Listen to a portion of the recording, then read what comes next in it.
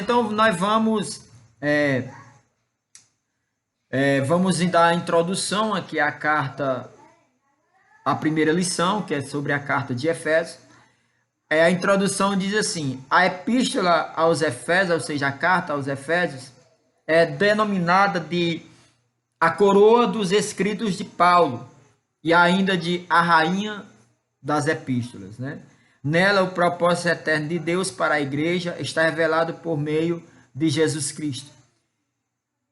Nesta lição, estudaremos os aspectos introdutórios e as principais abordagens doutrinárias da carta, da epístola.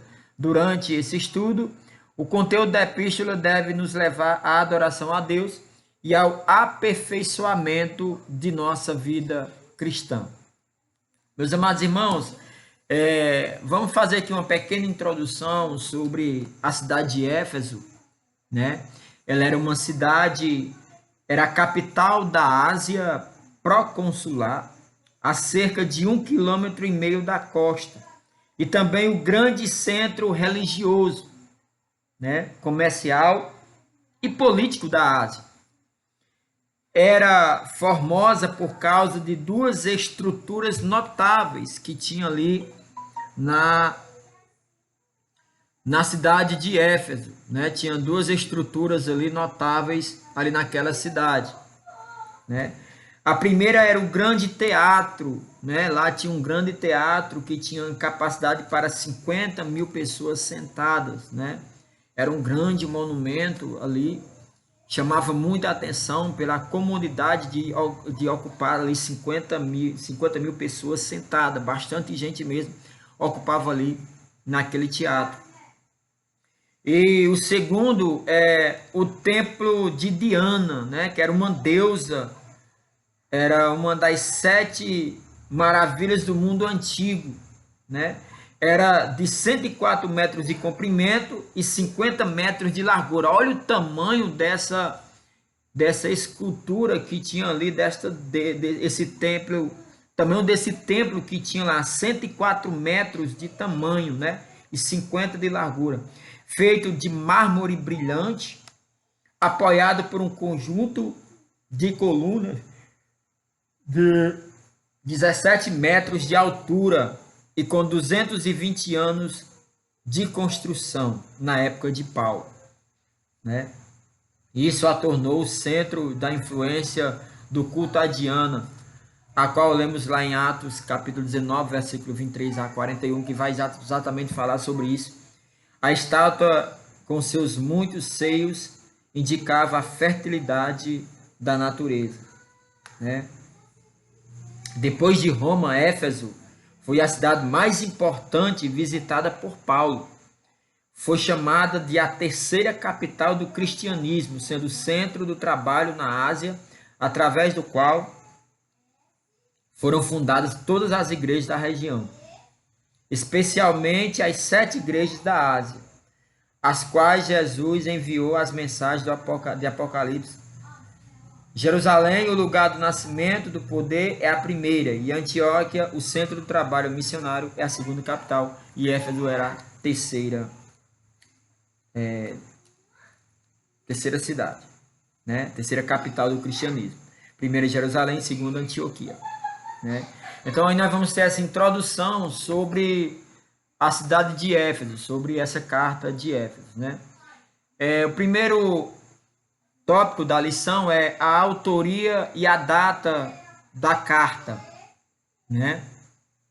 A autoria dela, de quem foi que o autor dessa carta, que nós bem sabemos que foi o apóstolo Paulo, né? Que primeiro subtópico diz assim, primeiro parágrafo do primeiro tópico, que é a autoria e data, diz assim, a autoria, né?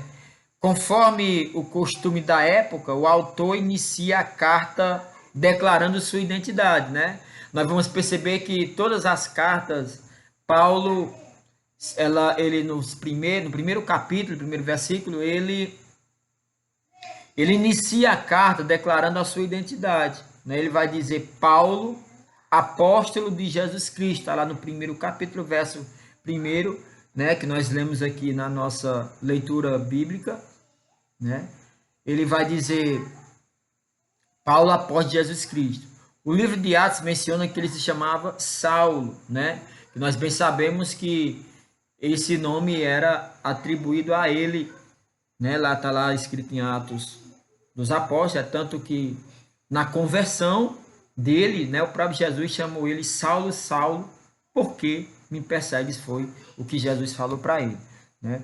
O livro de Atos menciona que ele se chamava Saulo, que é um nome hebraico, né? Mas que também era conhecido como Paulo, né? Que está lá em Atos 13:9, que vai dizer, e Paulo também conhecido como, e Saulo também conhecido como Paulo, né? Que muitos dizem que foi, muitos acreditam que foi Deus que mudou o nome de Paulo, mas não, eram dois nomes atribuídos a ele. Saulo era um nome hebraico e Paulo era um nome romano que ele utilizava lá para quando ele estava ali em Roma, né? E em hebraico, Saulo significa solicitado, né? Provavelmente uma homenagem a Saul, o primeiro rei de Israel, que pertencia à mesma tribo do apóstolo, né? Que nós lendo aqui em Atos 13:21, capítulo 13, verso 21, né? Aqui em Atos dos Apóstolos, capítulo 13, verso 21, vai dizer assim, e depois pediram um rei, e Deus lhes deu por 40 anos a Saul, filho de Cis, varão da tribo de Benjamim, que era a mesma tribo de Saulo, né? Nós vamos ver também aqui em Filipenses, capítulo 3, verso 5, olha o que vai dizer aqui, ó. Circuncidado ao 8º dia, da linhagem de Israel, da tribo de Benjamim, né? Então, Saul e Paulo, Saulo pertenciam da mesma tribo, Benjamim.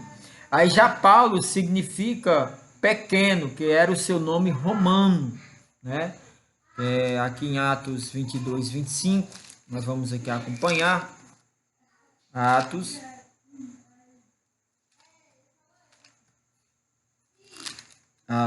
22:25. Glória a Deus. Atos 22:25 vai dizer aqui, né? E quando o estavam atando com correias, disse Paulo ao centurião que ele está: e vos lícito açoitar um romano sem ser condenado, né? Então Paulo, ele era o nome romano que era o nome dele, né? Que era o nome romano. Saulo, romano hebraico, nome hebraico, e Paulo, nome romano. Ele utilizava esses dois nomes, né? E o parágrafo 2 é a assinatura apostólica, né? Nós aprendemos aqui a autoria, que é exatamente o autor foi Paulo, né? A assinatura apostólica é nas 13 cartas, né? Que Paulo, de autoria do apóstolo, nas 13 cartas de sua autoria, o apóstolo identifica como Paulo, né? Nunca como Saulo, né? Você pode olhar que na carta ele não vai dizer o seu nome hebraico, ele vai dizer o seu nome romano, nome Paulo. Ele começa dizendo Paulo, apóstolo de Jesus Cristo, né? Então aqui ele vai dizer nunca como Saulo, provavelmente por considerar o nome mais apropriado para evangelizar o mundo gentílico, né? Porque ele fazia ele a muitas regiões da Roma. Então ele utilizava exatamente o nome Paulo porque era o nome romano, né? A qual nós lemos aqui em Atos 22, 23, que ele vai, aliás, 22, 25, ele vai dizer: disse Paulo ao centurião, vos lícito açoitar um homem, um romano, né? Então ele utilizava o nome romano por quê? Porque ele evangelizou muitos gentios, né? E ali próximo, ali na região de Roma, da Roma, né? Então ele utilizava esse nome Paulo, né? Aqui, você vê aqui em Romanos 11:13, nós vamos acompanhar aqui, Romanos, para nós entendermos mais ainda, ó. Porque convosco falo, gentios, que enquanto for apóstolo dos gentios, glorificarei o meu ministério. Tá vendo? Enquanto for apóstolo dos gentios. Então ele usava o nome romano. Por quê? Porque ele evangelizou o mundo gentílico. O próprio Jesus falando para Ananias, ele vai dizer, vai que ele é um varão escolhido para pregar o meu nome entre os gentios, os reis e o povo de Israel, né? Então, outro detalhe relevante é a reivindicação de sua autoridade apostólica, com ressalva pela vontade de Deus, né? A qual nós lemos aí no primeiro versículo do primeiro capítulo de Efésios, né? Ele vai dizer, eu, Paulo, apóstolo de Jesus Cristo, pela vontade de Deus, né? Então, ele vai começar falando da sua assinatura apostólica pela vontade de Deus, né? Da sua autoridade apostólica, né? E ele vai dizer se não pela vontade de homens, né? Que está lá em Gálatas, capítulo 1, né? Gálatas, capítulo 1, versículo de número 1. Ele vai falar exatamente isso, né? Gálatas, vamos aqui, abrir em Gálatas aqui, ó, capítulo 1. Ele vai dizer assim, ó, Paulo apóstolo, não da parte de homens, nem por homem algum, mas por Jesus Cristo, né? Então, a sua assinatura apostólica, na sua autoridade apostólica, ele tem como ressalva pela vontade de Deus e não pela vontade do homem. O que ele está dizendo? Ele foi apóstolo pela vontade de Deus, ele foi escolhido por Deus e não pela vontade do homem. Amém? Então, o terceiro parágrafo é uma epístola da prisão, né? Ou seja, esta carta à igreja de Éfeso, Paulo, ele escreveu dentro de uma prisão, ele estava preso. Exatamente, ele estava preso aonde? Em Roma, né? Aqui, ó. A carta foi escrita no período em que Paulo se encontrava preso em Roma. Ele se identifica como o prisioneiro de Jesus Cristo, que na mesma carta aos Efésios, no capítulo de número 3, no verso 1, ele vai dizer assim, ó, Paulo apóstolo, aliás, desculpa, capítulo 3, verso 1, por esta causa, eu, Paulo, sou o prisioneiro de Jesus Cristo por vós, os gentios, né? Então, aqui nós vamos ver que essa carta, Paulo escreveu, ele estava dentro de uma prisão, que era lá na prisão de Roma. E na própria carta ele tá dizendo, ele está confirmando que ele estava preso, onde ele vai dizer, Paulo, por esta causa, Paulo, por esta causa, eu, Paulo, sou prisioneiro de Jesus Cristo, né? E aí também ele vai dizer lá no capítulo de número 4, verso 1, ele vai dizer, rogo-vos, pois eu, o preso do Senhor, né? O capítulo 4, verso 1, ele vai mais uma vez confirmar que ele estava dentro de uma prisão quando ele estava escrevendo essa carta à igreja de Éfeso, né? Então, por isso que aqui chama-se uma epístola da prisão, né? Ele estava exatamente dentro de uma prisão quando escreveu essa carta à igreja de Éfeso. Como outras cartas também, ele também estava dentro de prisões, né? Paulo, no seu ministério, ele passou no mínimo aí por 5 prisões no seu ministério, né? Então, o embaixador em cadeias, né? Capítulo 6, versos 20, né? Ele também vai falar exatamente aqui, o verso 20, ele vai dizer, pelo que sou embaixador em cadeias, né? Então, outro versículo na mesma carta que ele vai também confirmar que ele estava dentro de uma prisão quando escrevia a própria carta à igreja de Éfeso, né? Isso indica que era uma carta enviada do cárcere, ou seja, ele estava sendo escrita dentro da prisão e enviada à igreja, né? Por esta razão, ele integra o rol das epístolas da prisão redigidas aos Efésios, aos Filipenses, aos Colossenses e a Filemon, né? Então, não só a igreja, não só a carta aos Efésios, como Filipenses, também que ele estava dentro de uma prisão, lá em Filipe, né?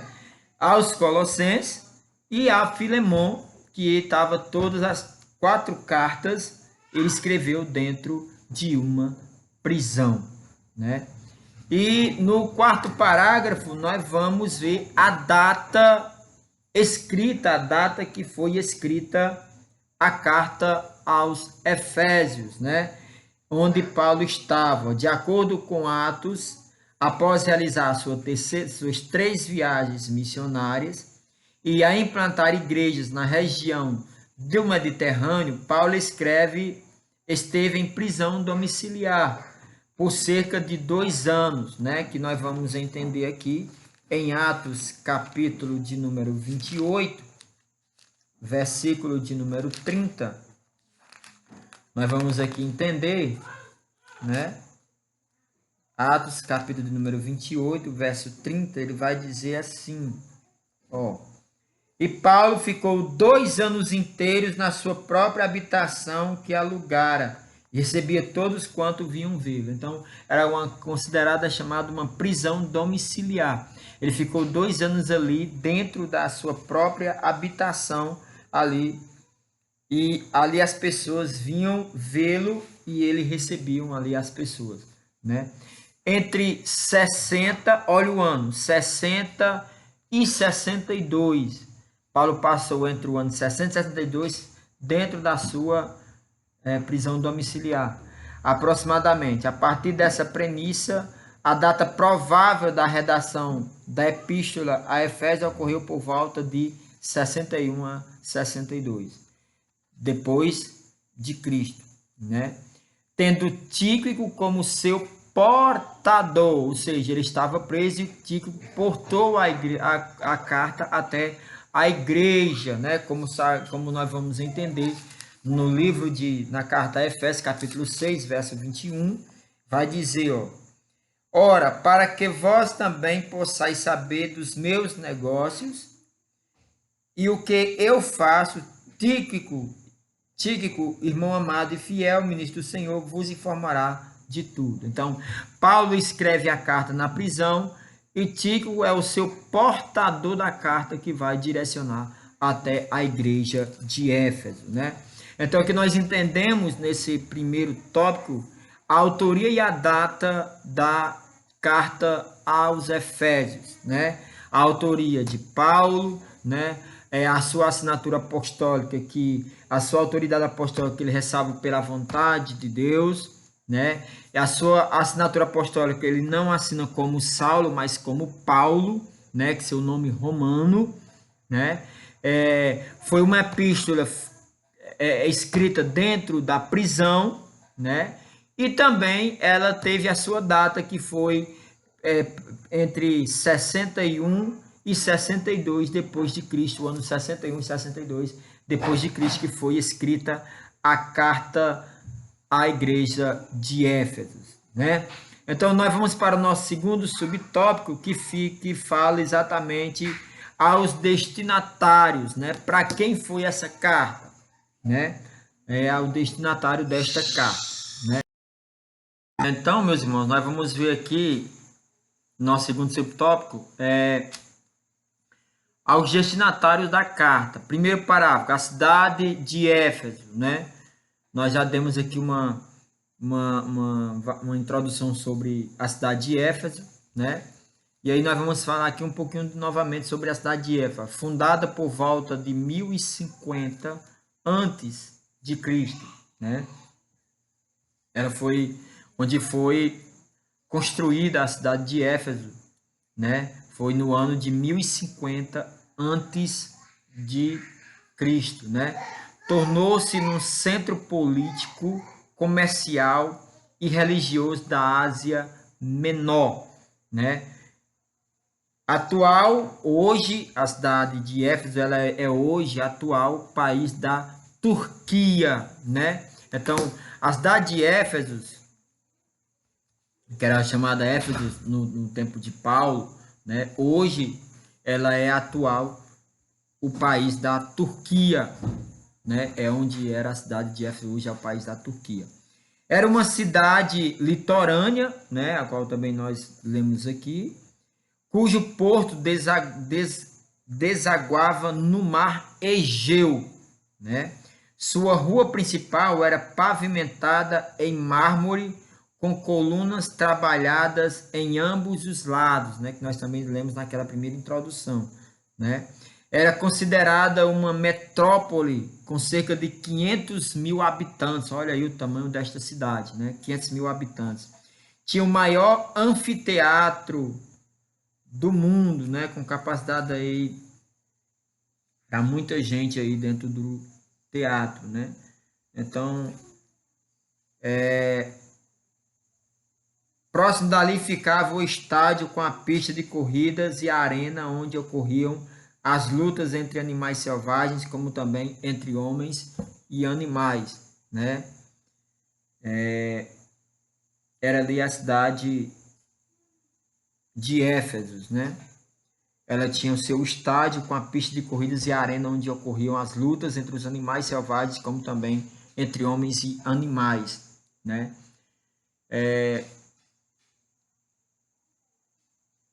E aí nós, nesse primeiro parágrafo, nós vemos aqui um pouquinho novamente sobre a cidade de Éfeso, né? Explica aqui, dando o ano que ela foi fundada, né? Nós vemos aqui que foi no ano de 1050 a.C., né? Ela era uma cidade da Ásia Menor, que também nós vamos ver lá na carta de Apocalipse, né? Quando Jesus ele revela a João, né? As 7 cartas, né? As igrejas da Ásia Menor, e uma das igrejas é a igreja de Éfeso, né? Que se encontrava na Ásia Menor, né? E hoje nós entendemos também que hoje a cidade de Éfeso hoje é o país da Turquia, né? Que é hoje que era antes a cidade de Éfeso, hoje é o país da Turquia, né? E aí aprendemos um pouquinho sobre a cidade, que tinha uma metrópole com cerca de 500 mil habitantes, né?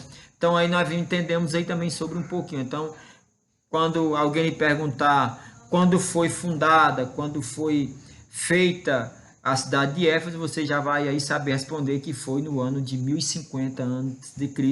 E também você vai entender que ela era uma cidade da Ásia Menor, que hoje é o país da Turquia, né?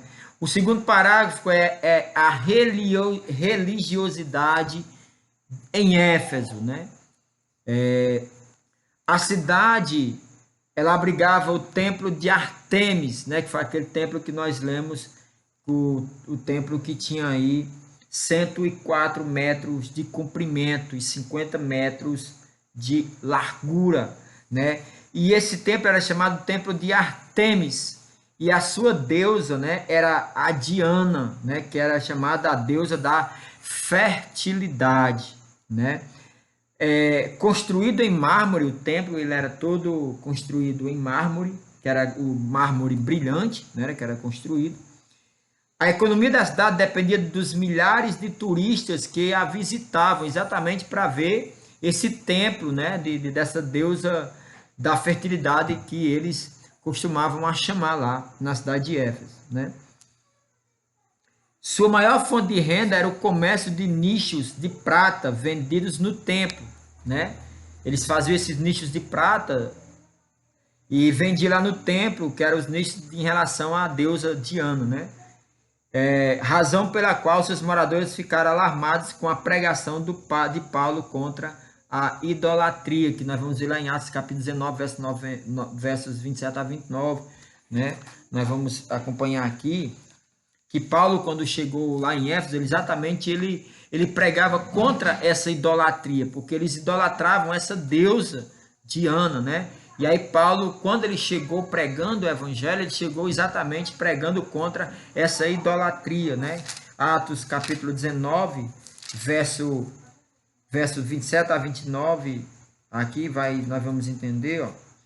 E não somente há o perigo de que a nossa profissão caia em descrédito, mas também de que o próprio templo da grande deusa Diana seja estimado em nada, vindo a majestade daquela que toda a Ásia e o mundo veneram a ser destruída. E ouvindo encheram-se de ira e clamaram, dizendo: grande é a Diana dos Efésios. E encheu-se de confusão toda a cidade, e unânimes correram ao teatro, arrebatando a Gaio e a Aristarco, macedônios, companheiros de Paulo na viagem, né?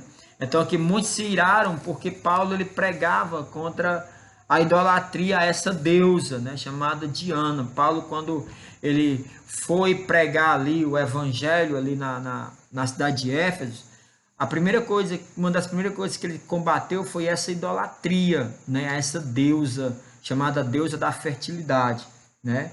Então era uma das religiosidades de Éfeso, era exatamente essa idolatria, essa deusa, né, que muitas pessoas, né, vinham para a cidade para comprar esses nichos que era de prata, né, que era vendido exatamente lá no templo desta deusa, né, deusa Diana, né? E aí vamos ver a igreja de Éfeso, né? Paulo evangelizou a cidade e seus arredores durante 3 anos. Ele evangelizou ali a cidade de Éfeso, né? Quando chegou a Éfeso, o apóstolo encontrou 12 discípulos, os quais batizou nas águas e conduziu a receber o batismo no Espírito Santo. Em seguida, evangelizou os judeus na sinagoga por um espaço de 3 meses. E como alguns judeus resistiram ao evangelho, voltou-se para os gentios, pregando no salão alugado na escola de Tirano. Em Éfeso, Deus usou Paulo poderosamente, a igreja crescia, pois até os lenços e aventais do apóstolo foram usados para curar os enfermos e expulsar os demônios. Olha como Paulo, ele era cheio da presença de Deus, né? Ele era cheio ali do Espírito Santo, e aí os próprios lenços e aventais do apóstolo foram usados para curar. A presença de Deus era muito grande na vida de Paulo, a qual Deus usou ele poderosamente, e ali a igreja crescia, né, durante esses 3 anos de pregação ali na cidade de Éfeso, né? Enfermos eram curados, né? Pessoas eram libertas, né? Grandes líderes da igreja também passaram por Éfeso, né? Apolo ministrou ali, foi instruído por Priscila e Áquila, né? Timóteo também foi designado para pastorear na cidade durante um tempo. E segundo Irineu, bispo grego do 1º século, o apóstolo João também liderou a igreja também, né? Então aí nós vemos aí a igreja como ela cresceu ali em Éfeso durante esses 3 anos de pregação ali de Paulo. Ali naquela igreja ela cresceu bastante, porque Deus usou poderosamente a vida de Paulo, e ali ele combateu ali aquela idolatria sobre aquela deusa, né? E aí a igreja cresceu muito ali na cidade de Éfeso, né? A saudação epistolar, né? A saudação é a mais breve dentre todos os escritos de Paulo. Ele se dirige aos santos e fiéis em Cristo Jesus. Então ele saúda, né, aos santos e fiéis em Cristo Jesus, que está no primeiro versículo a qual nós lemos do 1º capítulo de Efésios, né? Isto é, aqueles que foram separados, né, e consagrados para ser a propriedade exclusiva de Deus, né? Que também nós vemos lá em 1 Pedro capítulo 2, 9. Paulo os cumprimenta com as palavras graça e paz, né? Uma expressão que lembra o favor gratuito e imerecido de Deus. Quanto aos destinatários, a maioria dos intérpretes considera que a epístola era uma carta circular destinada aos cristãos de maioria gentílica das muitas igrejas da Ásia. provenientes de Éfeso, a metrópole mais importante daquela região, né? Então Paulo ele saúda, né, a saudação epistolar a essas pessoas que foram separadas, né,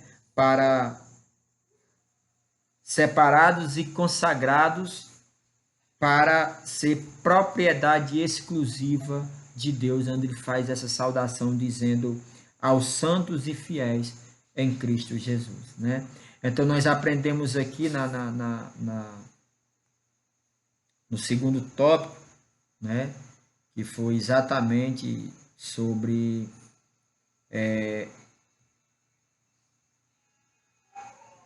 sobre aqui falando dessa carta aos Efésios, e Paulo aqui ele fala nesse segundo parágrafo, né? Ele vai falar aqui que nós aprendemos sobre os destinatários da carta, né? Então aprendemos sobre a cidade de Éfeso, né? Aprendemos a religiosidade que tinha naquela cidade, a qual Paulo combateu, né? Aquela idolatria. E aprendemos sobre a igreja de Éfeso, como ela cresceu durante os 3 anos de pregação de Paulo ali na cidade de Éfeso, né? E a quarta é a saudação epistolar, que foi que Paulo se dirigiu ali aos santos e fiéis, aqueles que foram separados e consagrados para a propriedade exclusiva de Deus, né? E nós vamos agora para o último tópico, que é o propósito e a mensagem da carta, né? Da carta de Éfeso. Ela tem o propósito e a mensagem, né? É o terceiro subtópico. O primeiro parágrafo diz o propósito da carta, né? Então, o propósito da carta, ela aparentemente, a carta não aborda nenhum problema específico como em outras de Paulo. Porém, nos capítulos iniciais da carta, percebemos algumas ênfases que sinalizam a solução de certas questões. Por exemplo, havia novos convertidos que vinham do mundo helênico e praticavam religiões de mistérios e magia, mas que agora se reuniam com os santos de Éfeso. Não por acaso o apóstolo Paulo mostra àqueles crentes que Cristo está no controle do universo inteiro, né? Também é possível perceber outro tipo de ênfase do apóstolo. O passado daqueles cristãos era marcado pela imoralidade e bebedeiras, mas uma vez salvos pela graça, eles deveriam adotar um novo estilo de vida em Cristo, né? E destaca-se ainda uma preocupação com a unidade e a paz entre judeus e gentios cristãos, enfatizadas pelo plano universal da redenção para ambos, né? E sobre essas premissas, então, podemos considerar que uma das intenções do autor aos Efésios era a de atender às múltiplas necessidades da igreja numa perspectiva pastoral, né? Por isso, a carta é apontada por estudiosos como o tratado teológico sobre a igreja, o corpo de Cristo, né? Então, o propósito da carta era exatamente isso, né? Era uma preocupação com a unidade e a paz entre os judeus, tinha essa preocupação para que eles viessem a viver em unidade, em igreja, né? Com paz entre todos, né? Como fala no Salmo 133, que diz que com bom e com suave que os irmãos vivam em união. E o propósito dessa carta era exatamente isso, era juntar, né, a uma só unidade, né, a uma só igreja, né, porque o cabeça da igreja é Jesus Cristo e nós somos os membros. Então, o propósito dessa carta era exatamente isso, era a união, né, a unidade da igreja, né. Também destacar também que ela foi uma carta, né, que ela teve uma perspectiva pastoral, exatamente a igreja era uma pastoral para que ensinar, doutrinar, mostrar a verdadeira conduta do cristão, para como ele se comportar dentro da igreja e perante a sociedade, né? Então, como os teólogos falam, a carta apontada sobre a igreja, o corpo de Cristo. Como é uma carta pastoral, é uma carta exatamente à igreja, né? Tem a doutrina dela e ensinando como o cristão deve se comportar dentro da igreja e dentro da família e sociedade, né? A mensagem da carta, né? A mensagem de Efésios gira em torno de duas temáticas, né? Primeira temática, Jesus Cristo, cabeça, né? E a igreja, o corpo. Então a temática era levar os cristãos a entender que Jesus Cristo era a cabeça, né? Que nós tínhamos que aprender tudo aquilo com o Senhor Jesus Cristo. E a igreja, o corpo, né? Somos membros de um só corpo. A igreja era um membro do corpo de Cristo, né? Assim podemos classificar os 10 desdobramentos desses assuntos nos seguintes eixos temáticos: a consumação do plano eterno de Deus na pessoa de Jesus Cristo, né, que está lá do capítulo 1, versículo 3 e 5, né? Capítulo 1 de Efésios, versículo do 3 ao 5, né?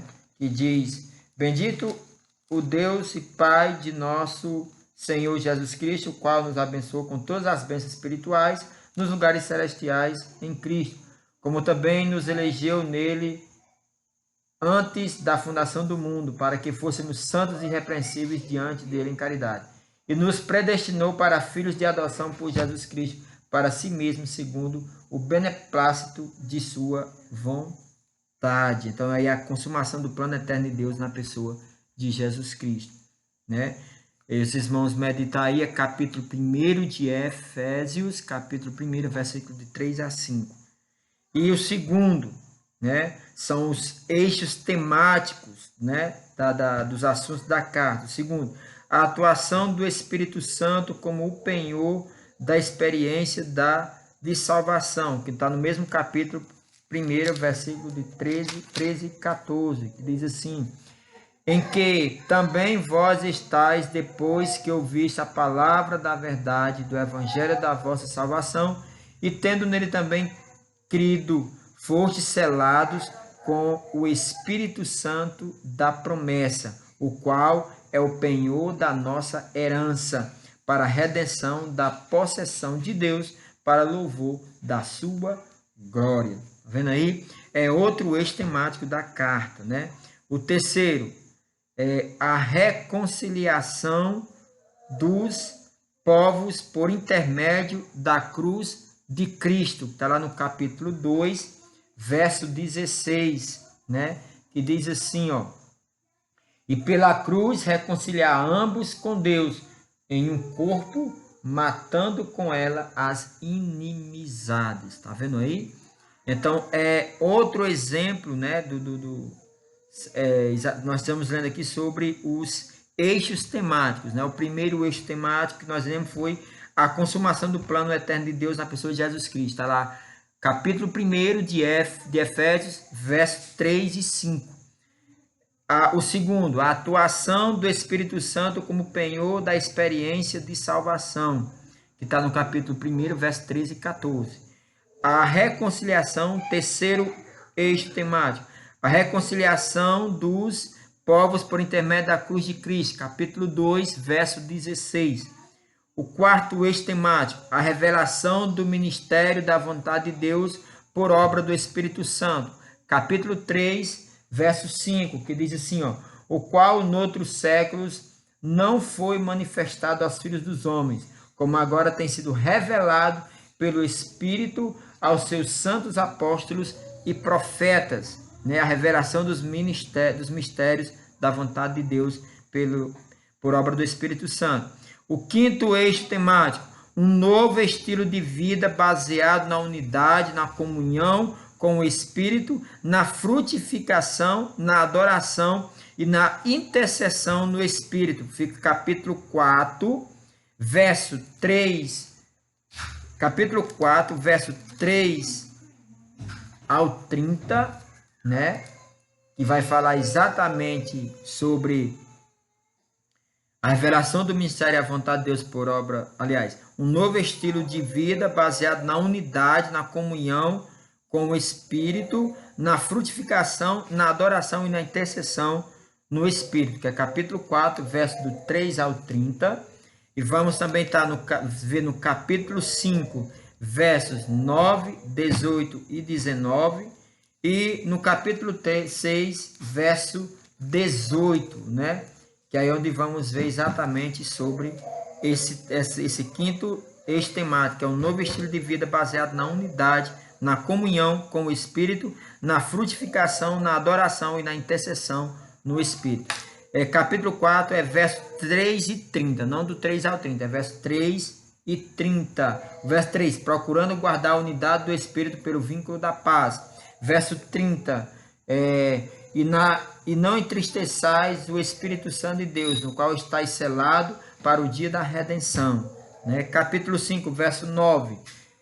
Porque o fruto do Espírito está em toda a bondade e justiça e verdade.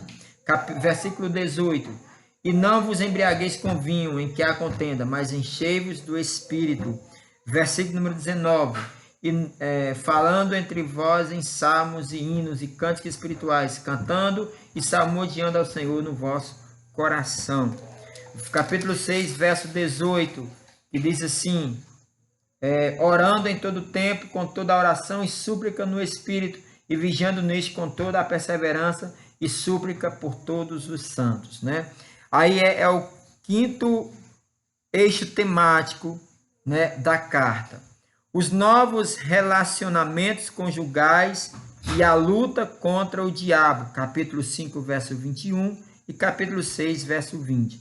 Portanto, a epístola contém uma combinação de doutrina, fé e prática da vida cristã, ou seja, de tudo quanto Deus fez e do que se espera que a igreja faça, né? Então, aí é o que nós vamos aprender nessa carta à igreja de Éfeso. Amém? Então, irmãos, concluindo aqui a lição, ela vai dizer assim a conclusão. Ó. A epístola revela um elaborado resumo da salvação e suas implicações para a vida cristã. Seu conteúdo recorda o favor imerecido que recebemos gratuitamente da parte de Deus.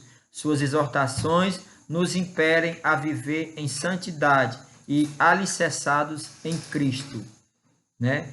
A cabeça da igreja, que está lá no capítulo 1, verso 22. A batalhar contra as forças das trevas. Amém? Então, que Deus possa abençoar grandemente a vida de vocês. Eu louvo a Deus, né, por essa oportunidade de gravar aqui essa primeira aula da nossa escola bíblica, né? E que Deus abençoe, que os irmãos venham aprender, né? Aprender, né, com a palavra do Senhor, né? Todas as passagens bíblicas que eu citei, os irmãos aí acompanhem na Bíblia Sagrada em casa, e que você vai também entender exatamente sobre o que nós lemos aí, né? Então, as perguntas são 5 perguntas. Eu estarei colocando no grupo para que vocês venham copiar e colar com as respostas e passar no grupo, ver o que vocês entenderam sobre esta lição, né? E eu também vou estar mandando também a revista em PDF para vocês também acompanhar a lição também e aprender ainda mais e mais sobre a palavra de Deus. Amém? Que Deus abençoe sua vida. Vamos fazer uma oração finalizando aqui essa primeira lição da escola bíblica. Amém? Deus maravilhoso e fiel, nós te rendo graça, Senhor, por esta oportunidade, ó Pai. Ah, meu Senhor da glória, de terminar aqui esta lição, Senhor. Obrigado, ó Pai, pelo este aprendizado, Senhor. Que o Senhor venha, ó Pai, a cada dia, Senhor, nos ensinar, Pai querido amado, na Tua palavra, Senhor. Nos ensinar, Senhor, como verdadeiramente nós devemos seguir, meu Senhor da glória. Obrigado, Pai. Que o Senhor venha a cada dia nos despertar, buscar mais e mais o ensinamento da Tua palavra, meu Senhor da glória. E fica conosco, ó Pai, em nome de Jesus. Amém. Glória a Deus. Deus abençoe sua vida em nome de Jesus.